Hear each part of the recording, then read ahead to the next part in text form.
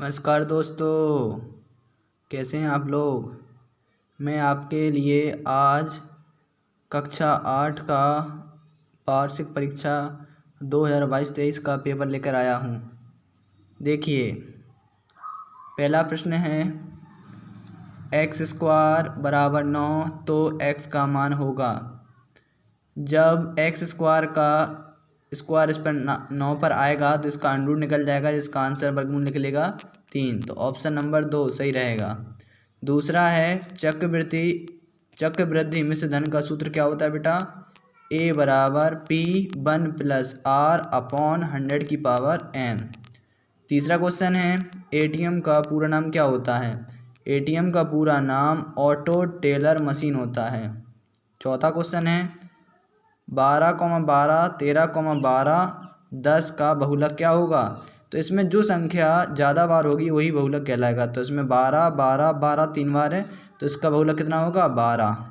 पांचवा क्वेश्चन क्या है चक्रीय चतुर्भुज के सम्मुख कोण होते हैं। कैसे होते हैं बेटा। चक्रीय चतुर्भुज के सम्मुख कोणों का योग किसके बराबर होता है, समपूरक के बराबर होता है। अगला प्रश्न, छठवां प्रश्न क्या है।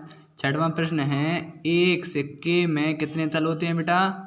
हम सभी को पता होते हैं, एक चित्त होता है एक पट होता है, तो कितने तल आएंगे 2।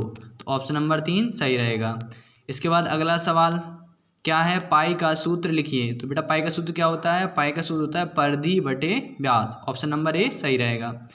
अगला प्रश्न है बेलन के वक्रपृष्ठ का सूत्र क्या होता है बेटा। बेलन के वक्रपृष्ठ का सूत्र होता है 2πr/h। अगला सवाल है संख्या 125 का घन क्या होगा। जब हम 125 के फैक्टर निकालेंगे तो किसका घन है 5 का। जब 5 को 3 में गुणा करेंगे तो 5 × 5 × 5 कितना आएगा 125। तो 5 क्या हो जाए, इसका घन आएगा 5। ऑप्शन नंबर 3 सही रहेगा। अगला सवाल क्या है किसी वृत्त की समान जीवाएं केंद्र पर कोण अंतरित करती हैं। तो कैसे कोण अंतरित करती हैं, समान कोण अंतरित करती हैं। तो ऑप्शन नंबर दूसरा कैसा होगा, सही। आगे आइए, आगे दूसरा प्रश्न है निम्नलिखित कथनों में सत्य एवं असत्य कथन बताइए। तो इसमें पहला लिखा है चतुर्भुज में 2 विकर्ण होते हैं, सत्य है।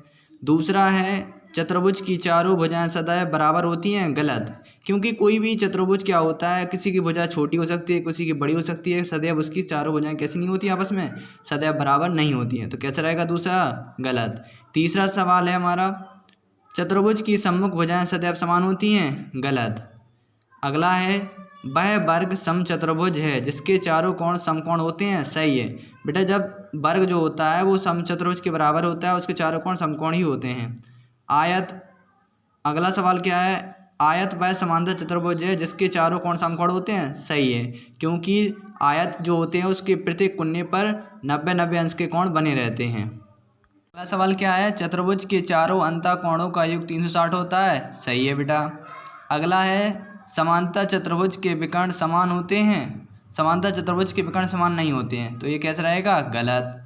जहाज वाला है समचतुर्भुज के दोनों विकर्ण एक दूसरे को समद्विभाजित करते हैं, सही है। चेक 3 प्रकार के होते हैं, ये भी सही है बेटा। अगला है वृत्त के केंद्र से जीवा पर डाला गया लंब भिन्न 2 भागों में विभाजित करता है, गलत। क्योंकि जब वृत्त के केंद्र से जीवा पर लंब डाला जाता है तो वह जीवा को समद्विभाजित करता है। तीसरा प्रश्न क्या है बेटा, हमारा तीसरा प्रश्न है लघु उत्तरीय प्रश्न, जो कि हमारा एक प्रश्न 5 नंबर का है। इसमें 6 प्रश्न दिए गए हैं। पहला सवाल है हमारा वर्ग समीकरण 64p² = 25 को हल करना है। अगला सवाल है हमारा 10 सेंटीमीटर का एक रेखाखंड खींचकर इसको क्या करना है, 5 बराबर भागों में हमें बांटना होगा। अगला सवाल है हमारा चित्र में ओ वृत्त का केंद्र है, वृत्त की त्रिज्या 5 सेंटीमीटर है, वृत्त की एक जीवा AB है जिसकी लंबाई 6 सेंटीमीटर है। यदि OM लंब AB तो OM की लंबाई ज्ञात कीजिए।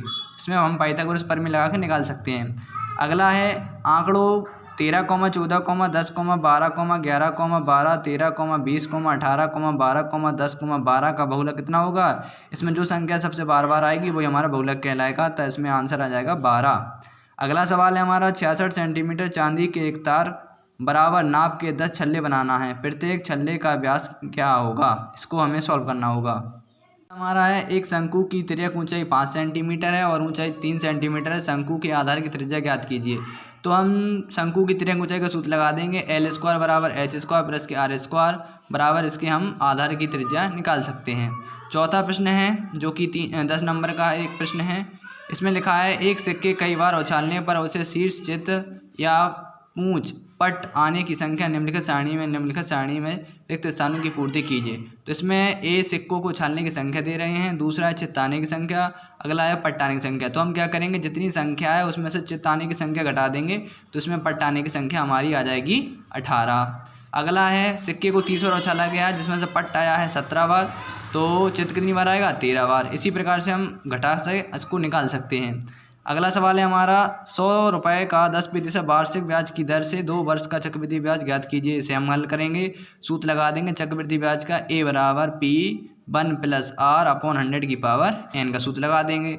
लास्ट सवाल है हमारा समीकरण 3x² प्लस के 10x प्लस के 8 बराबर 0 को हल कीजिए तथा उत्तर की जांच कीजिए। इसके हम फैक्टर निकाल के इसको हल कर सकते हैं। धन्यवाद दोस्तों, आपको कैसी लगी वीडियो कमेंट करके ज़रूर बताएं।